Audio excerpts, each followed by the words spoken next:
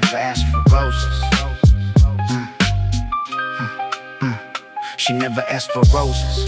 On a Sunday morning, just the truth. The kind that comes with bullet holes in a dentist's tooth. Certificate that matches the gold cap on the jaw. She held the picture through the light. She knew the law before the coroner could finish the paperwork. She made the call. The same hands that rocked the cradle now dismantle the walls of the safe house where her husband kept the ledgers and the keys. She poured herself a whiskey. She brought the family to its knees with a calm that scared the young ones, with a voice that didn't shake. She told them, we don't bury leaders, we just learn to take what's ours from the ones who thought a widow was a weakness. The leaders they are settled turn the grief into a bleakness. The other wives from the other crews, they wear the same black, but some of them are waiting for a man who won't come back, cause he chose a different woman. Because he ran from the heat, her husband's body was still warm when she took the driver's seat of the armored truck, of the empire, of the throne. She never learned to fire a gun, but she learned the telephone numbers of the judges, of the captains of the crooked law. She dialed them before the sun went down, before the first thought of her grief into something colder, something more precise. The viewers they are settled are the ones who roll the dice and always win, because they got nothing left to lose. A widow's tears are acid, a widow's heart is bruised. A widow's heart is bruised.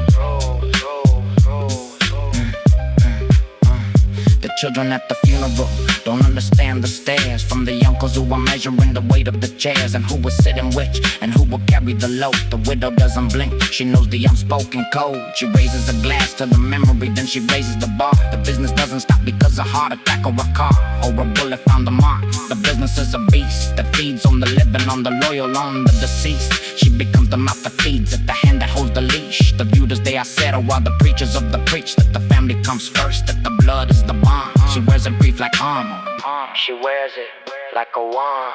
I run the watch on my aunt at the kitchen table sorting bills. Her husband's blood was still on the doorstep. The concrete still held the shadow of his body. The truck lamp from the crime scene. She didn't call the cops, she called the man from the dry clean, who took the carpets, who took the memories, who took the stains. She counted out the cash, she didn't complain. She just asked for a receipt, for the ledger, for the tax. The viewers they are settled are the ones who fill the cracks that the men leave behind when they go to meet the grave. They don't just survive, they learn to build, they learn to save the empire from the vultures, from the rats, from the weak. A widow's whisper carries further than a general's shriek. The epic of the viewed is written in the lipstick stains, on the coffee cups in the boardrooms, on the window panes of the SUVs that carry them to the negotiations with the cartel bosses who underestimate their patience. They sit across from men who killed their husbands, who smile and offer condolences, who wait for the denial to crumble into tears, into weakness, into a deal. The viewers they are settled are made of something more than steel.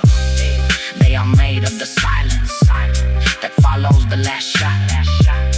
They are made of the memory of everything they've got to lose, which is nothing, which is the ultimate weapon. A widow with nothing to lose is the devil's own session. Devil's own session.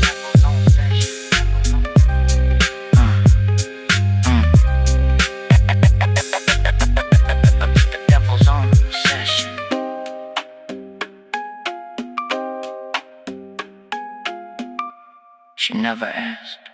Devil's own session.